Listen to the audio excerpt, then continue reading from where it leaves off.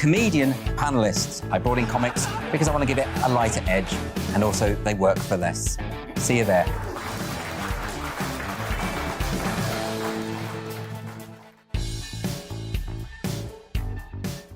My name's Tom Harwood, and join me 9:30 a.m. every weekday for The Briefing, your one-stop shop for everything you need to know about what's going on in politics today. I wonder if this is a deal that might need to be like the biscuits in this factory, twice baked. Is there not an opportunity here to win out against the extremes? Tom Harwood, GBNews. What are you going to do about it?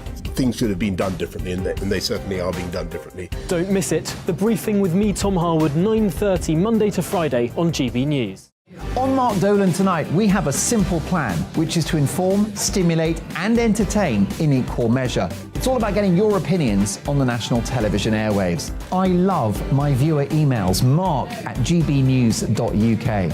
So do join me from 9 p.m. to midnight every Friday, Saturday and Sunday for big guests, big opinions and a big presenter. 6'5", don't you know? See you then on GB News.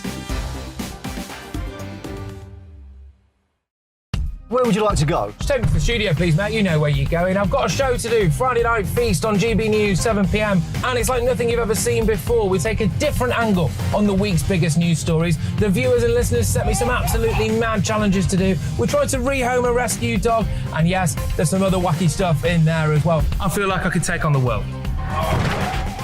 Well, that's that. Friday Night Feast with me, Patrick Christie's, every Friday, 7 till 9 p.m. on GB News. Be there. Join me, Arlene Foster, for The Briefing on GB News. Every Friday at 3 p.m, I'll give you all the latest political news and analysis, and we'll have robust live debate. To make sure that you're caught up on all of the biggest issues of the day, we'll bring on experts in their field.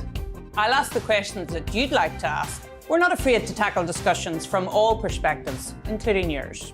Don't forget, The Briefing with me, Arlene Foster, every Friday at 3 p.m. on GB News.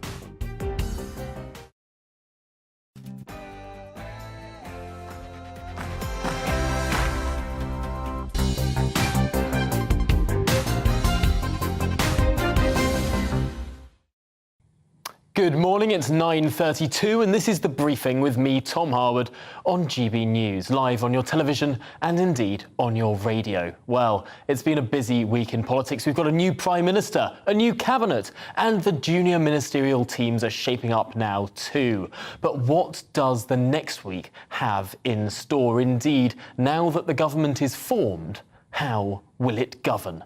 That's the question we're asking today as we explore some of those huge challenges this new government is facing. Catch it all on The Briefing.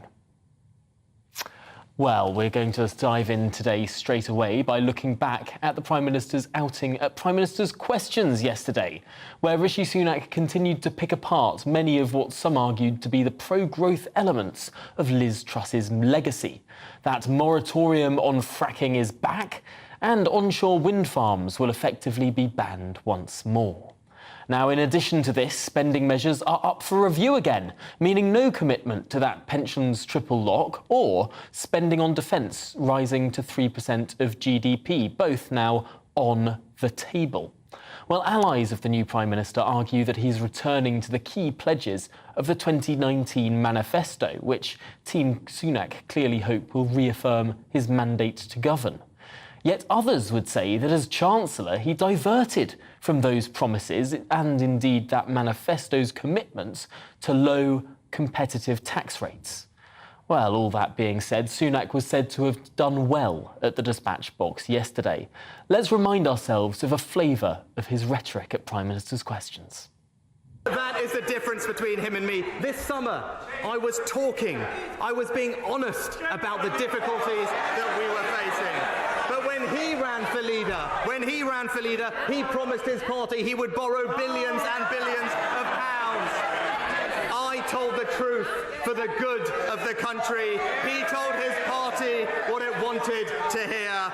Leadership is not selling fairy tales. It is confronting challenges, and that is the leadership the British people will get from this government.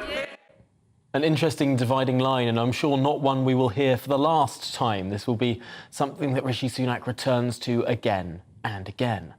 Well, for his part, Sir Keir Starmer, the leader of the opposition, had some strong words to throw back at the Prime Minister. Even his own side know he's not on the side of working people. That's why the only time he ran in a competitive election, he got trounced by the former Prime Minister, who herself got beaten by a lettuce. So why doesn't he put it to the test, let working people have their say and call a general election? Well, that was the leader of the opposition, Sir Keir Starmer, demanding once more for another general election. Let's cross now live to Westminster. I'm joined by our political editor, Darren McCaffrey, in Downing Street, and by our political reporter, Olivia Utley, who is on College Green, just opposite Parliament there. Well, Darren, let's start with you. You spoke to the Prime Minister's spokesman after Prime Minister's questions. Did you get any clearer indication of the policy direction of this government? No, it's really quite confusing in some ways, in the sense that Rishi Sunak stood here on the steps of Downing Street, didn't he, on Tuesday, Tom, arguing that, what he had the authority to be Prime Minister, the legitimacy, if you like, to be Prime Minister, because it wasn't just Boris Johnson who won the 2019 election, it was the Conservative Party. We live in a parliamentary democracy, Conservative MPs got elected across the country, they had a majority, and thus he has got as much right, as much, as I say, legitimacy to be Prime Minister as any other Conservative.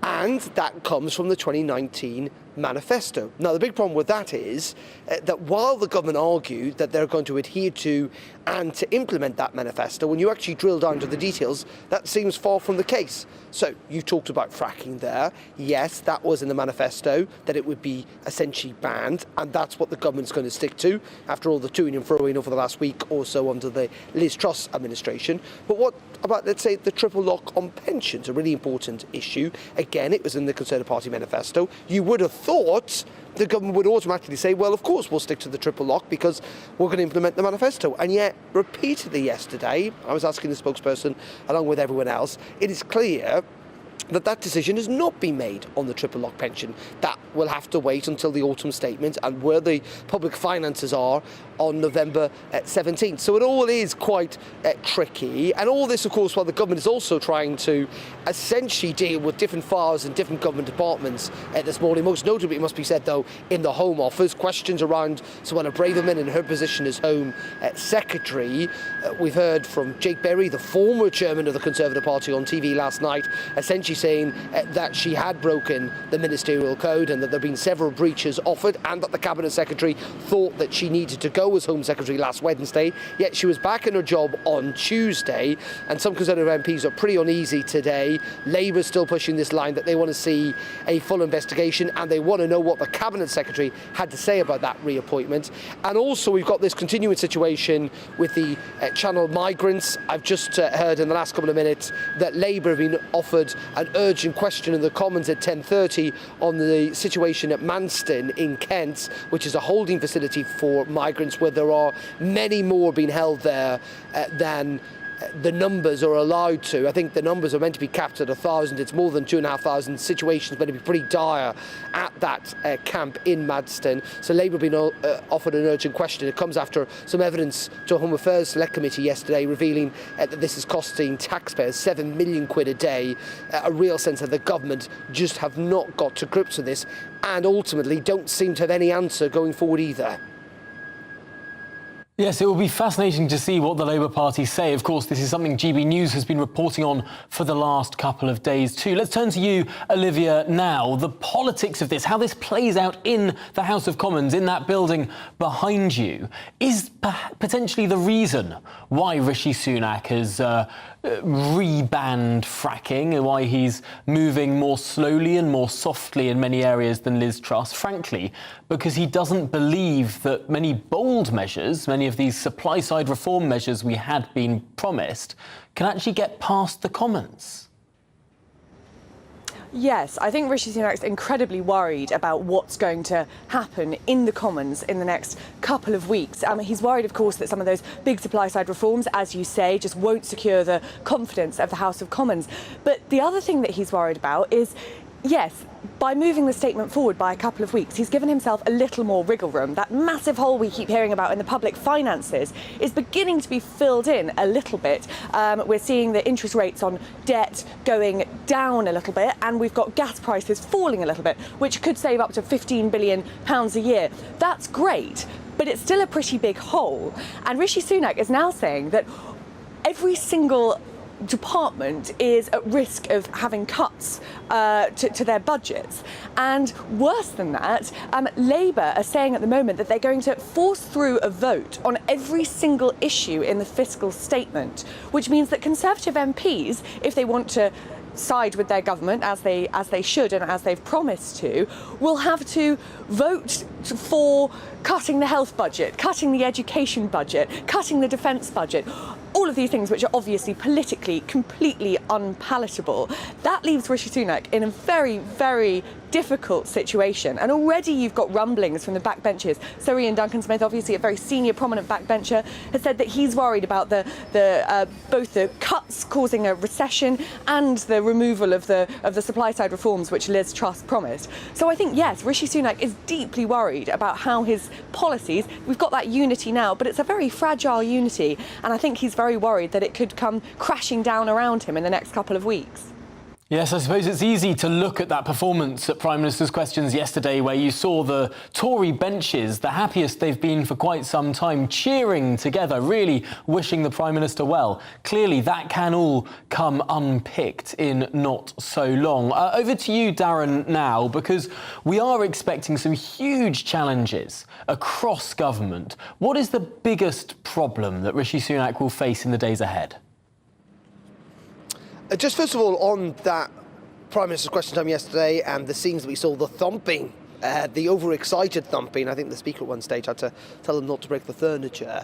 I mean, it was through mainly a sense of relief that they've actually managed to get a new leader in place, and that there was a relative sense, and I use that word relative, sense of stability.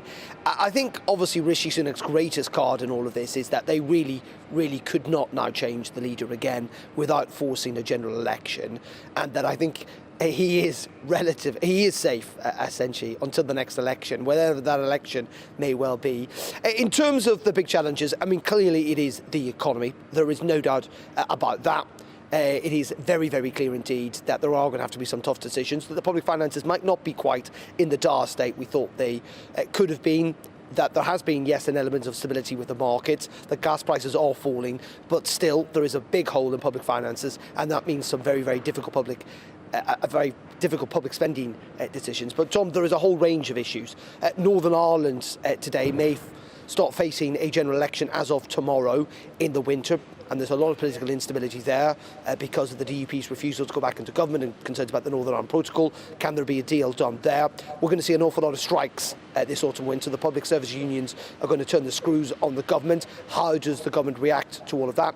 We've got, as I say, the migrant crisis. We're going to have a very, very difficult winter when it comes to healthcare services. We're already starting to see strains in many parts of the country. That is only likely to grow as the winter sets in.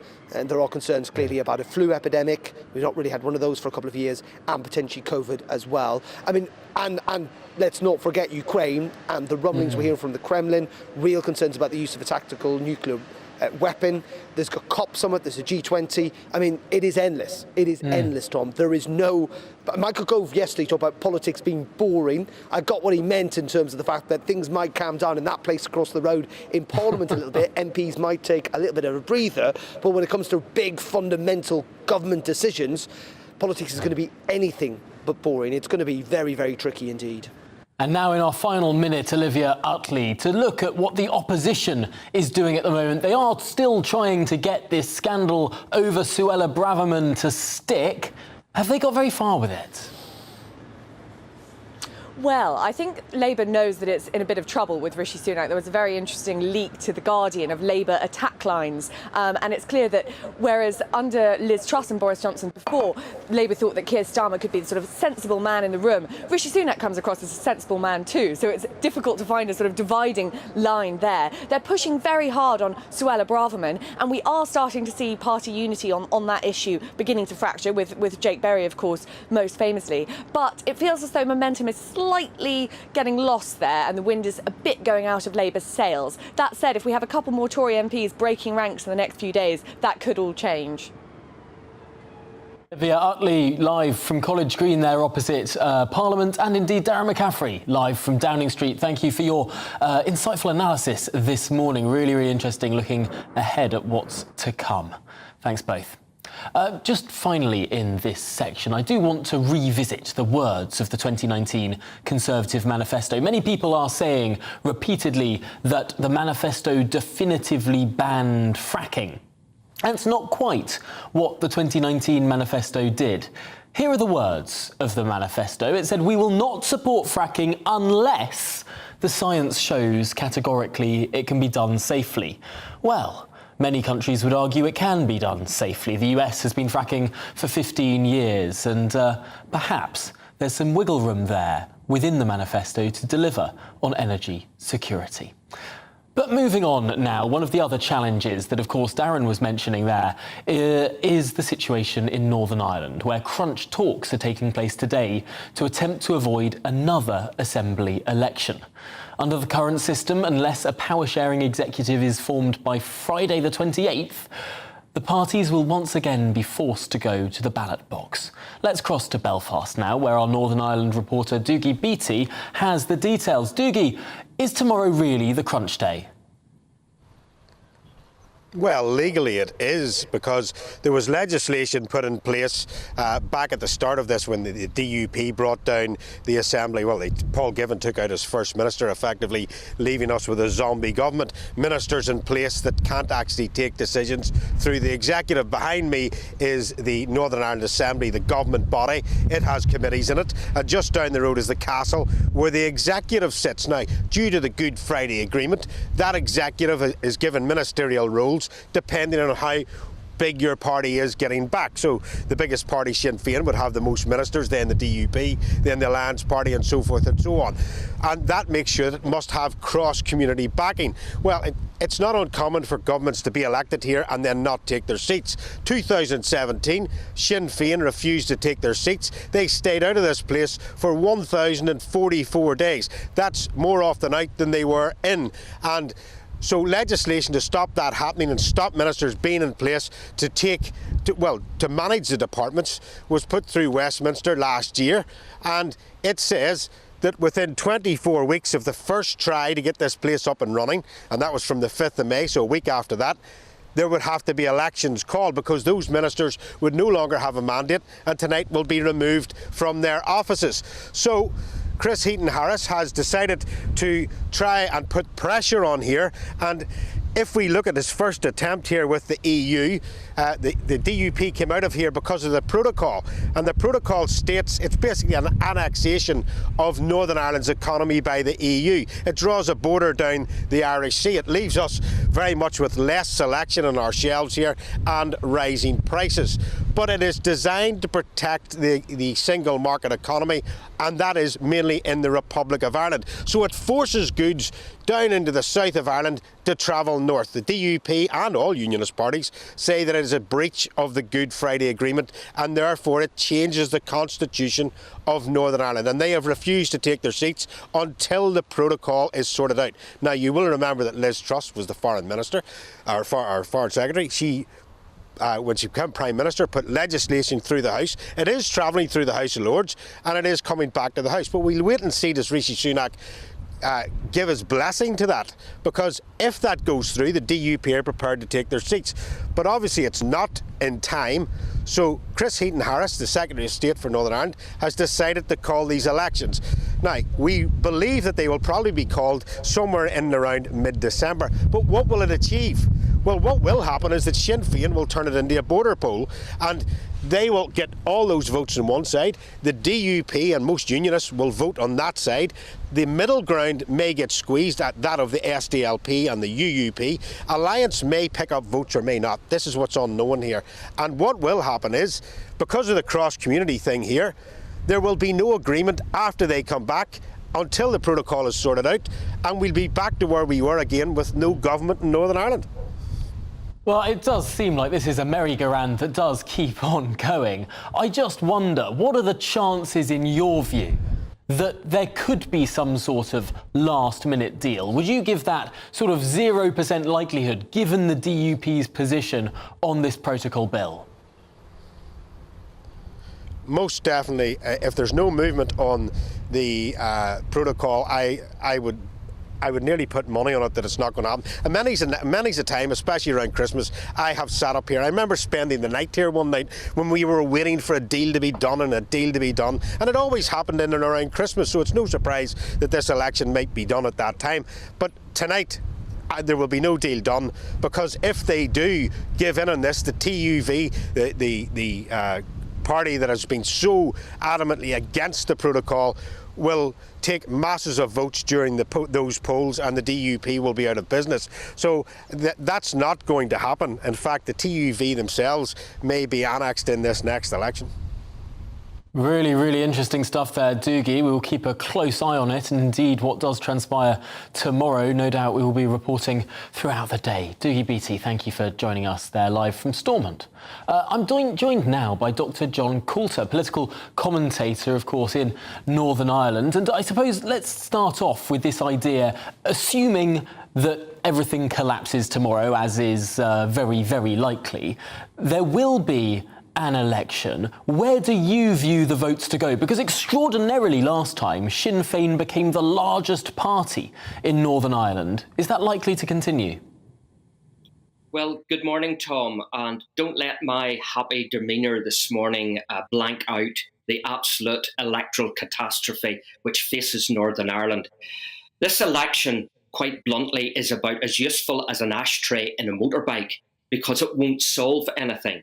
As Doogie was alluding there, it could well be a situation that the extremes, the Democratic Unionist Party and Sinn Féin, on the other hand, they come back with a slightly bigger mandate and the middle ground gets squeezed. And basically, we go back to year zero. In other words, nothing happening. The big thing that has to be understood, that there is a need to combat the crisis in the living cost of living, we need a devolved government. However, the Westminster administration and the Brussels bureaucrats, they've got to get together and make up their minds which is the more important, saving the peace process or saving the protocol. Getting rid of the protocol would be the obvious solution. Now, whether you cut the head off the snake straight away and we have a miracle by midnight tonight, I can't see that happening, or whether you get rid of the protocol by what you might call death by 1,000 cuts, that might be, after a future election, something that could lure the DUP back into Stormont.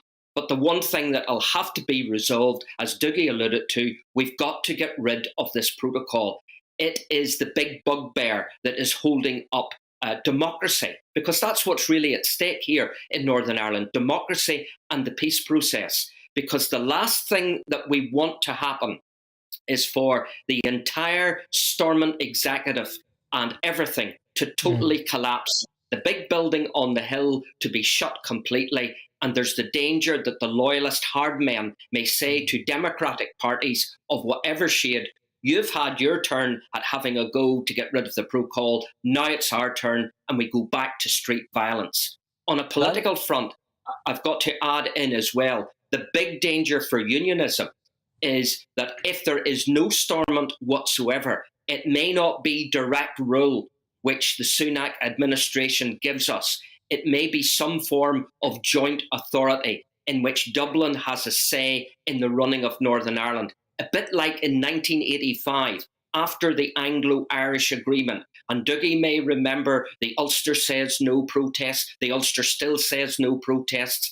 They didn't get rid of Dublin's involvement via the so-called Maryfield Secretariat at Belfast. This is a very critical time for unionism. In fact, it's a very critical time for the future of the peace process here in Northern Ireland. It's a really, really stark prognosis when you put it like that violence could return if this is not sorted out. Might it therefore, in the most optimistic frame of mind, and there isn't much optimism in this situation at all, might another election, therefore focus the minds of the European Union, showing them completely that if the protocol continues as it is, there will be no democracy, there will be no assembly. Oh, I'm afraid Dr. John Coulter seems to have dropped off there. We'll see if we can re-establish his signal. But before that... no, I believe we do have Dr. John Coulter back. I hope you could hear me through that question. Might this focus the European Union's mind? I think the only thing that will focus the European Union's mind is for the Sunak administration to take a hard line against the protocol. Basically, they've got to implement as a start Article 16. That's a beginning of the dismantling of the protocol.